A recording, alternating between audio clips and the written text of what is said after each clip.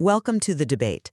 Can a $10 bill actually keep you alive during a disaster?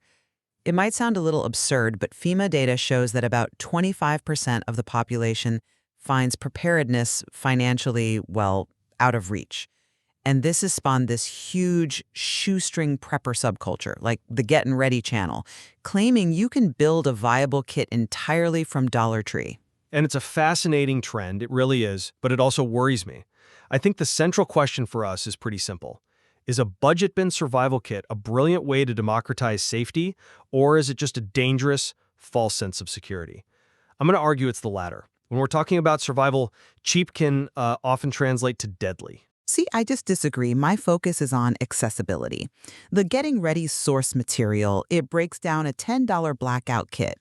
Flashlights, lanterns, batteries. For a family starting with zero preparations, that kit is infinitely better than just stumbling around in the dark. I mean, even FEMA's own Preparedness on a String module encourages this exact thing. Buy one item at a time. This isn't about the apocalypse. It's about navigating the first 72 hours of a simple power outage without panicking. I hear that, but we have to look at the single point of failure concept that was raised in the Reddit analysis. The user, Medium Mammal, I think really nailed this. If you rely on a dollar store multi-tool and the pliers snap the very first time you apply any real torque, you are actually worse off because you thought you were ready. And relying on a thin, generic garbage bag when what you really need is a heavy-duty contractor bag for shelter, that isn't thrifty, it's negligent. There is a huge difference between just having gear and having equipment that will actually function under stress. Well, I think we need to draw a distinction here between electronics and mechanics. The Getting Ready breakdown focuses heavily on LED lighting, and solid-state technology is just incredibly cheap to manufacture now. A plastic flashlight from the dollar store produces light. It works just as well as a high-end tactical one for the average person in their own house. The photons don't really care if the casing is cheap plastic. For just navigating a hallway, that durability argument doesn't quite hold up. For static items like lights, sure, I can grant you that. But mechanics are completely different.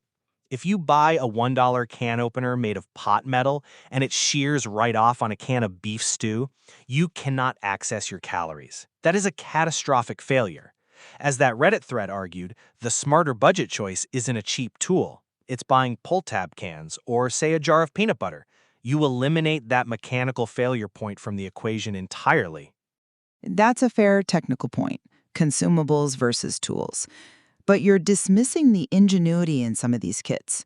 The source material details a DIY stove. It's made from a soup can, a roll of toilet paper, and isopropyl alcohol. That's a thermodynamics hack for under $2 that can actually boil water. It's clever, I'll give you that, but it terrifies me. Look, you're talking about an open flame with volatile chemicals inside a home that might already be compromised. The whole goal of budget prepping should be ready-to-eat calories, things that require zero preparation, not dangerous improvisation. And if we're going to talk about biological hazards, we have to talk about sanitation. The bucket toilet. Right. The Wikipedia source on emergency sanitation is rigid for a reason. Disease kills faster than starvation. You need one toilet for every 20 people to prevent outbreaks. A simple bucket isn't enough. You need effective containment. Plus, this whole shoestring approach suggests buying bleach and cleaners. But if people start mixing dollar store bleach and ammonia without understanding the chemistry, they're creating chloramine gas in their own home. I see it differently in an immediate, very short-term crisis back to that 72-hour window. A plastic bucket, a bottle of bleach, and a bag of cat litter is a valid, functional stopgap. It empowers people to handle a very real biological reality for maybe $5, which is vastly superior to a non-functioning flush toilet. It is a stopgap, yes. My concern remains the check-the-box mentality. Someone buys the kit, they feel done. They might not realize those thin garbage bags can't actually contain waste or shield them from rain.